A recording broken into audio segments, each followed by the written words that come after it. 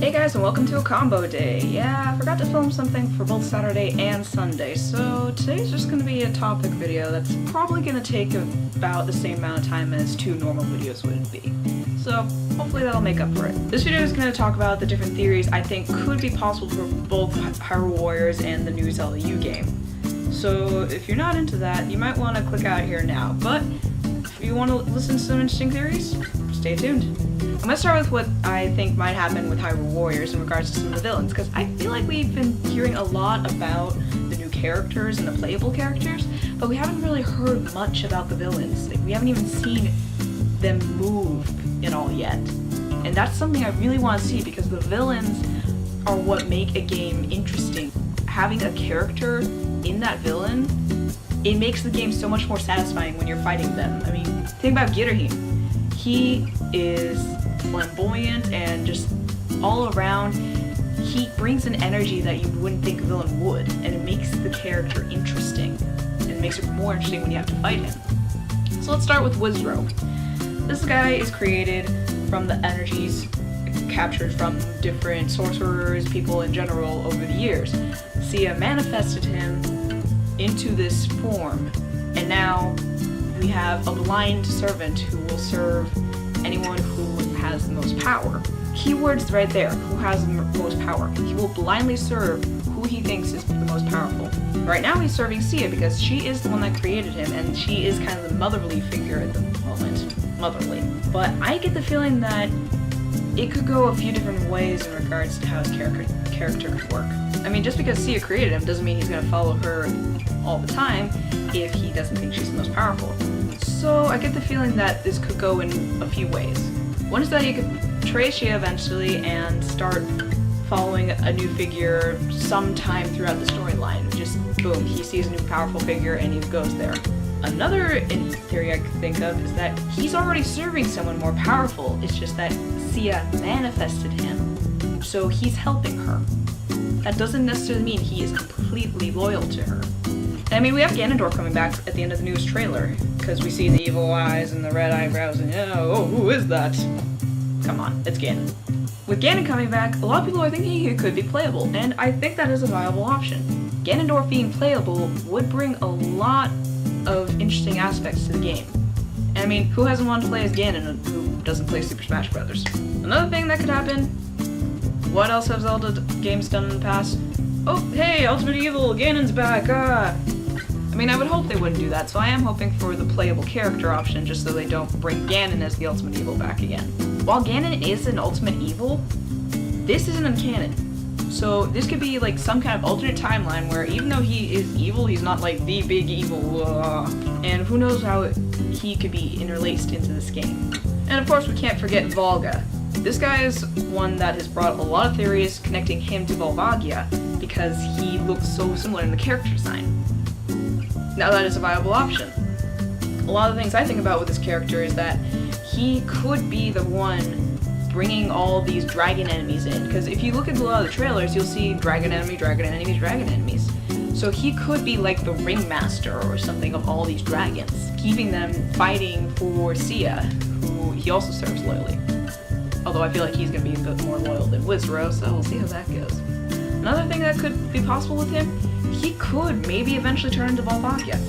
I mean, they have Ganondorf turn into Ganon, and those are technically 2 different characters, but they could have Volga turn into Volvagia and have him be like one of the latter bosses in there. I mean, if he's similar enough, that could be where Volvagia comes from, in a sense, in this alternate timeline. So it's not too far-fetched, I'd say. Moving on, we also have the heroes who are coming in. Now, something that has recently come up is the fact that Agatha has been confirmed to be a playable character. Now, for those who don't know who Agatha is, she is the creepy bug person who everyone who's ever played Twilight Princess knows. You collect golden bugs for her. She asks you to collect golden bugs. She doesn't believe you'll collect them for her. But once you bring her one, she's like, oh my gosh, you brought me a bug! Ah! I gotta give you something! And she gives you a big wallet. Apparently, Princess Agatha has a lot of money lying around because every time you bring her a bug, she gives you 50 rupees. And if you bring her a pair, aka a male and a female bug of the same species, here, then you get 100 rupees. Rich girl likes bugs. Who knew? So this bug-loving character brings to mind a few questions. What kind of attacks could she have? She's bug-based. I get the feeling that if Nintendo is including her, they are going to have bug attacks. I mean, what else would they do?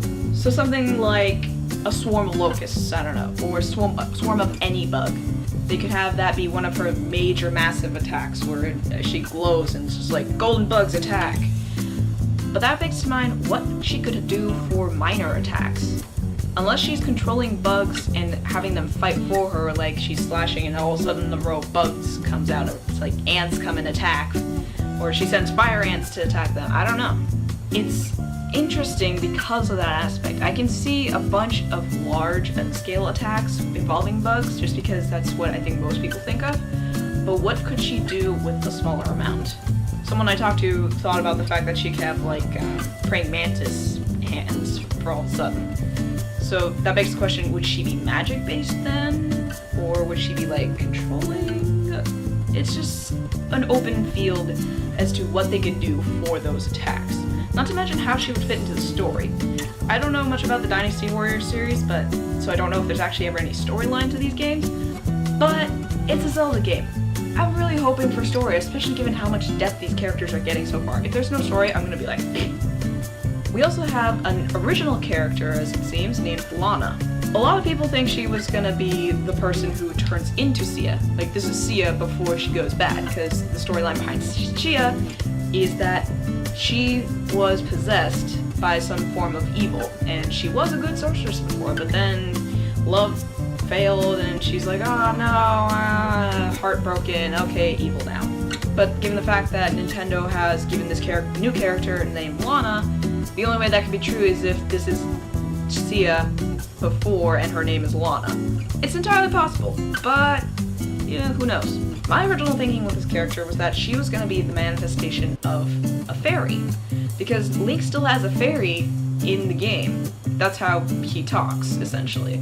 The fairy talks for him and is like, oh no, we gotta get here, we gotta, And given the blue color scheme of this character, I was thinking, oh, this could be like Navi manifested or whatever the fairy's name is gonna be. I mean, who knows, maybe Link's fairy is named Lana and all of a sudden, oh, humanoid, oh, you got a fairy fighter. What? I mean, come on, it'd be pretty cool to have a fairy like that. Not a fairy like the Great Fairy fighting with you, because that'd be a little bit weird, because the character design is still kind of like, you're still creepy.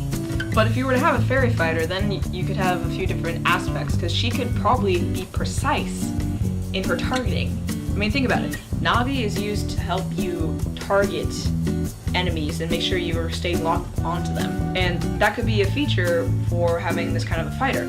More precision and being able to get at the enemies quicker. That she would know how to fight them, in essence, because she's seen Link fight alongside them for so long and other various tactics. She would know how to fight, she just hasn't had the body to fight with until now, for some reason. I don't know, maybe the Great Fairy granted her the ability, or maybe they found a stone that fairies can transform into humans and fight alongside. Given new descriptions of her, she is basically just an original character that uses spells to fight against the enemies, but I still think it would be cool if they had a fairy type fighter. One of the things people have been complaining about in regards to the roster for Hyrule Warriors so far is that it's got a lot of females, if you couldn't tell. So far, Link is the only known playable male character of the large roster we have so far. No, it's not a bad thing if you're a female and you're like, alright, girl power, but at the same time, you gotta show equality for the males, and there are a lot of male characters that could be such good candidates for a game like this. For example, if they're just bringing a bunch of other characters from different games, why not Shade?